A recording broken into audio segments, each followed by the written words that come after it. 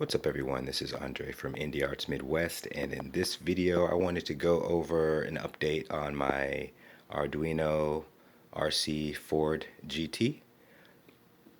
So I just wanted to give you guys a little rundown on spacing and talk shop about the components that I'm using. I know I kind of listed them a little bit in the last video, but now I can update that information and actually have some of the right stuff because I had the motor driver, but I didn't have the actual type that it was. So as you can see, I have plenty of space here to put my main board. I have not messed with these yet. It's mainly due to I only really need the red and the black here, and possibly these two for power on and off. This one here is for channels. You can originally it could do up to 3, and I'm not really sure if I want to utilize that feature yet. I don't know for sure because I'm going to do Bluetooth just for fun. But Bluetooth has a set distance, so I may have to go into the radio section for an actual RC type setup. So that's further down the road, but since I'm just going to be messing with it in the house for now, I think Bluetooth will do just fine. As far as the motor control, there's one inside of here. Maybe in my next video where I'm actually putting all the components together, we'll take a look at that as well. I also don't have the rear motor here, so maybe I'll add that at the end of this so you can guys see what you can see what that's all about. But pretty much the plan is that I'm going to start with the one that it came with, just to make sure that it's running well, and then possibly I'll put in a more robust one because I feel like that's what this whole setup deserves. So let's take a look at the board here. I'm using an Arduino Pro Micro, and as you can see, I have a pretty unique wiring setup here, and that's just because there's so many lights on this thing and a lot of other things going on that I want to have running at the same time, that I needed to have it all connected in this specific way. Now this back rail here is all negative, so I wanted to keep that consistent with everything. So they'll all have connected negative rails, but then the positives run straight to the different sections of the Arduino that I wanted to do certain things, like lights on and off and whatnot. So as far as the motor driver, it is a DRV 8833 motor driver. I got it from Micro Center, and I need to do more research on its capabilities, but it's like a 121 on there. I'm not really sure what that means, but I'm hoping to be able to use run at least 2 motors. That's the whole plan, and if not, then I'll just have to take a look at how I have this set up, and if I have to put another motor driver on there, then I'm going to have to remove that and then put the other one on there. I have like 3 or 4 sitting around somewhere, so that's always good. And then I'm not really sure what these are yet, but I think these might be for my power inputs to come in, because the board will actually be facing this way, which is where the power wires are facing on the RC car. So if we take a look actually at the board, because I know I showed it in the previous video, I have my positive, you got your negative here, which go for the battery, and then I also have the on-off switch, and this one is for setting up to 3 channels on the original board. So for now I'm using Bluetooth because I'm just going to be messing around with it in the basement, so I don't really need it to go very far, but future add-ons will actually have probably a radio signal that I'll have to use. So maybe we'll use the up to 3 channel thing. I'm not really sure, but we'll know when we get there. I'm just gonna have my Uno sitting here. I'm not entirely sure if I will need a more robust Arduino. Probably not, but I just kind of had it sitting here just to kind of maybe look into having it do different things. Like I could either use another Pro Micro, which I really prefer not to, because these are they're not actually that expensive overall. So maybe I'll end up getting another one, but I just like making custom boards for these, and then maybe I'll use this one to feature the sound stuff in the control setup, because I wanted to do like an actual speaker with engine sounds and that would also require me to have the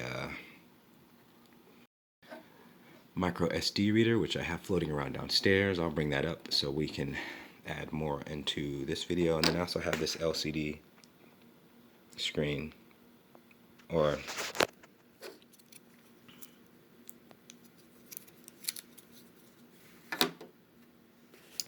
that I have yet to ever use, so I'd really like to get some use out of that. So I figured featuring it in this project would be cool. This is the Bluetooth I say the Bluetooth module, and more than likely I'm going to go back to Micro Center because if I remember correctly, they sell a combo, so you have the receiver and the output. So I actually needed both. But it was just kind of fun to have one because I can always use this in another project. And then of course the MPU 6050, which are very cheap right now because we're up to 9 depth of field, which is way more expensive than this thing. So you can get these super cheap, and it'll be great because I'll have that sitting in the front like that. And I'll probably have my control board possibly like that. And then I don't really know about all the other stuff, but we will make it work somehow. If anything, I'll have the screen sitting where, like, just so I can see, because I had plans to change bits of info, so I'll probably end up having to do another prototype board, or maybe a smaller one or something like that, or perhaps I can put it here. I'm not really sure yet, but either way, I have that, which will be able to control just different engine sounds and torque ratios for the motor, possibly. We'll see. And of course, there's a few other components that I will show you now. Alright, so these are the other components that I have available. The original battery, which is 9.6 volts, as you can see. I just need to track down a charger for that. And then I think it's really cool that even with all the functioning lights that the car had, all of that still can run under the 9.6 volts. So really awesome.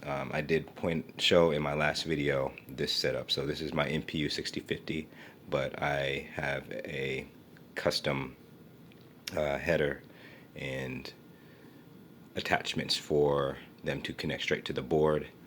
I also have an extra prototype board. I love these. These are so great to use. Making your own board is just really fun to do, I think.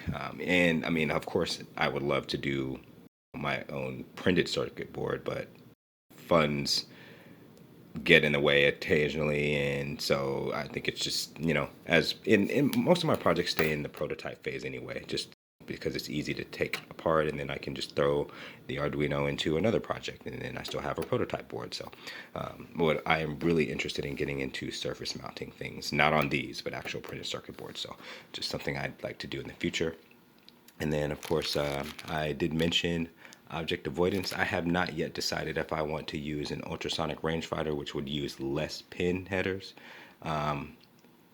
or I could do infrared LEDs and a infrared receiver, which I more than likely salvage from like an old remote, because I like salvaging things from stuff, because if it's just going to get thrown away and I can just desolder it and use that component, I definitely will.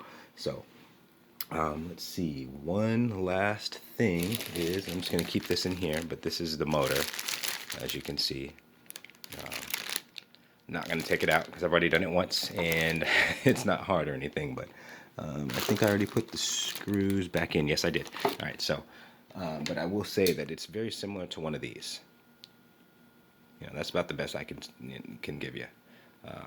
I got this actually out of an old printer, and I don't really know what I'm going to use this for yet, but I just like having it around. That way, if I do have a project I can use it in, which I got a couple ideas on some things I'd like to use it for.